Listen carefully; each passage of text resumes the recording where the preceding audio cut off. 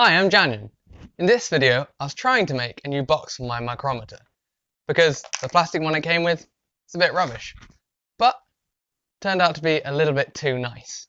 So this is going to be more of an inside decorative box. Let me show you how I made it. I started out with one big chunk of walnut, which I've been slowly using in other projects.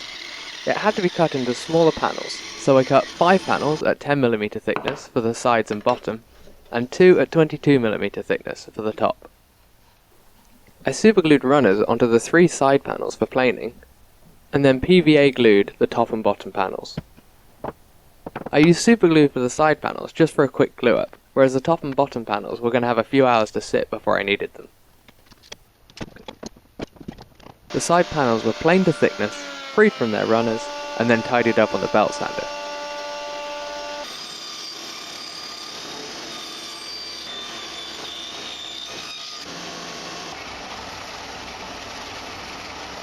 I routed a groove in each of the side panels, which would hold the bottom of the box without needing to glue it in. I'll explain why I did this later. I then cut one of the panels in half for the 2 short sides of the box, and then cut and sanded a 45-degree miter on each of the ends. Once the sides were done, I planed the bottom panel down to thickness, and then cut to size at the bandsaw. I then routed a lip around the edge, which would slot into the grooves on the side panels. So why am I constructing the box like this? Because wood expands at different rates along the grain compared to across it, so if I were to glue this joint, then it could break under the stress. By simply trapping the bottom, it is free to move against the side panels without causing any of that stress. I used masking tape to clamp the box evenly, as normal clamps would have been impossible to use without distorting the shape.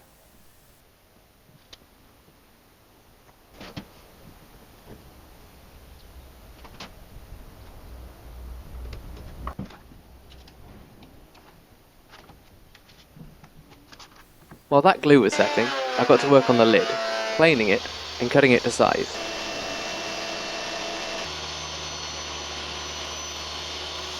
I made up a jig and stuck it to my table saw sled. This allowed me to cut the chamfers on the lid.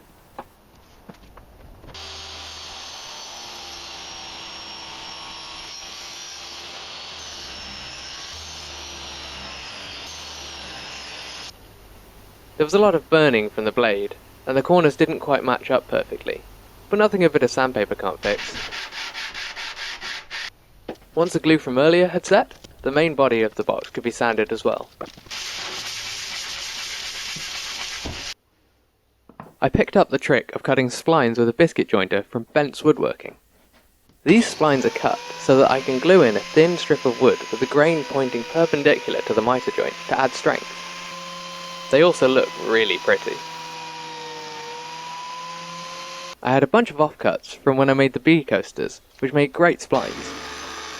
I cut them close to width, and then perfected the fit with sandpaper. They need to be snug, but not too tight. Then they're glued in and tapped home with a mallet. The excess was then trimmed off and sanded flush.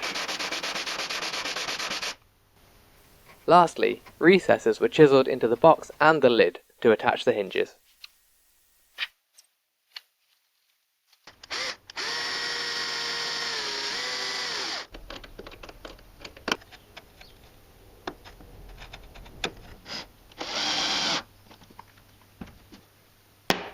I finished the box with 3 coats of Danish oil.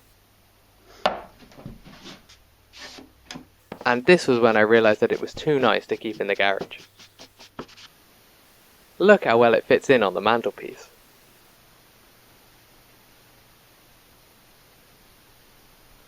I don't know what I'm going to be using it for, but for now I'll just keep some of the important things in there.